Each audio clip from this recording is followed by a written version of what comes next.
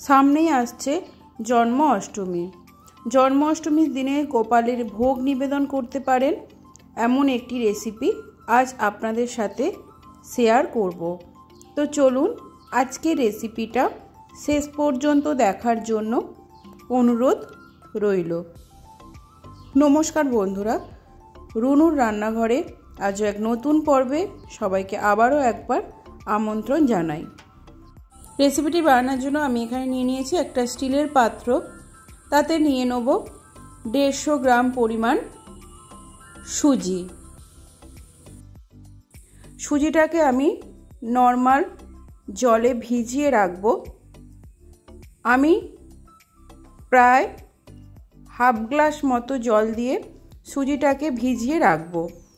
প্রায় 20 মিনিটের মতো আমি এটাকে ঢাকা চাপা দিয়ে ভিজিয়ে রাখব। ফিরে আসছি 20 মিনিট পর।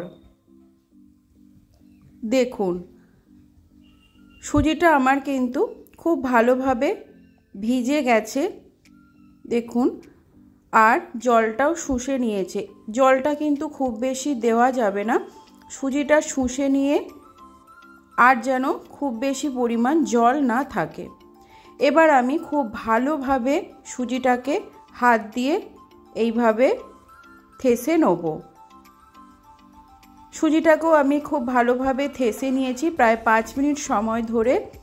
এবার আমি এর মধ্যে দিয়ে দেবো 400 গ্রাম পরিমাণ ময়দা।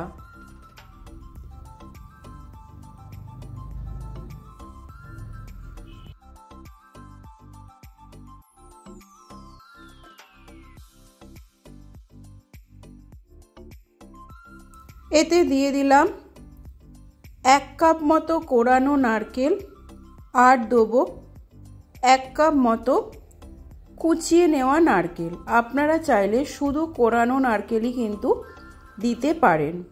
আমি নারকেলটা একটু কুচিয়েও কিছুটা দিয়েছি, তাতে নারকেলটা মুখে পড়বে, খেতেও কিন্তু বেশ ভালো লাগবে। দিয়ে দেবো এখানে আমি 1 কাপ মতো চিনি দিলাম। আমার তালটা খুবই মিষ্টি, তাই আমি খুব বেশি চিনির ব্যবহার করলাম না। আপনারা কিন্তু স্বাদ মতো চিনি দেবেন। দিয়ে দিলাম 1 টেবিল স্পুন মৌরি। এবার আমি তালের কাদ দিয়ে অল্প অল্প করে তালের কাদ মিশিয়ে আমি এটাকে খুব ভালোভাবে মাখিয়ে নেব। তালের কাদ অল্প অল্প করে মেশাতে থাকবো আর মাখাতে থাকবো। একসাথে কিন্তু অনেকটা তালের কাদ আমি দেবো না, অল্প অল্প করে দিয়ে বারে বারে এইভাবে মেখে নেব। এই ব্যাটারটা খুব বেশি পাতলা হবে না, আবার একটা শক্ত ব্যাটারও কিন্তু হবে না। দেখুন হাতে নেওয়ার পর এই রকমভাবে যখন ফেলবেন দেখবেন খুব সহজে হাত থেকে পড়ছে, তখন বুঝবেন ব্যাটারটা কিন্তু একদম রেডি।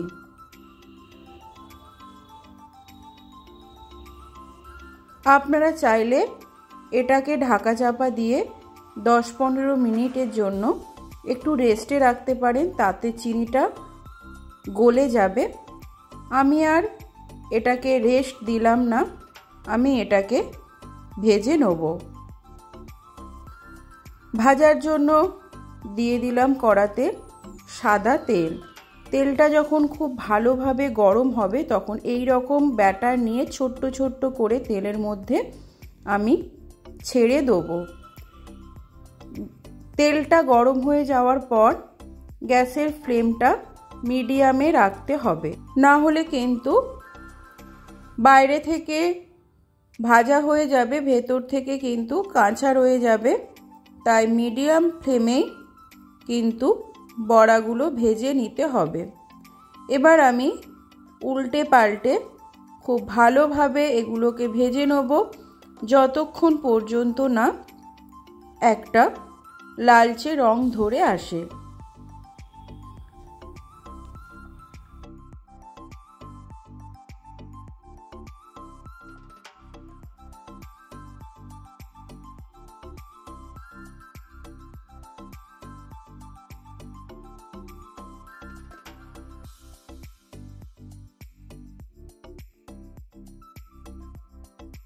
প্রথম ব্যাচের বড়াগুলো আমার ভাজা হয়ে গেছে, আমি এগুলোকে তুলে নিলাম।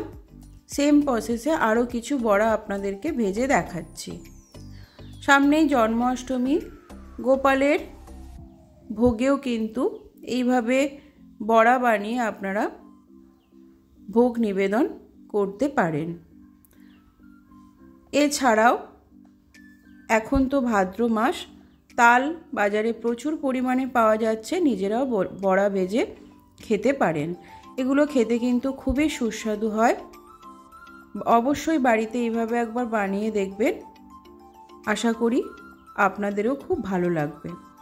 আজকে রেসিপি আপনাদের কেমন লাগলো অবশ্যই কমেন্ট বক্সে কমেন্ট করে জানাতে ভুলবেন না। আমার রেসিপি যদি ভালো লাগে তাহলে চ্যানেলের সাথে থেকে চ্যানেল সাবস্ক্রাইব করে আমার পাশে থাকার জন্য অনুরোধ রইল। সবাই ভালো থাকবেন, সুস্থ থাকবেন। দেখা হবে আবারও এক নতুন রেসিপির সাথে।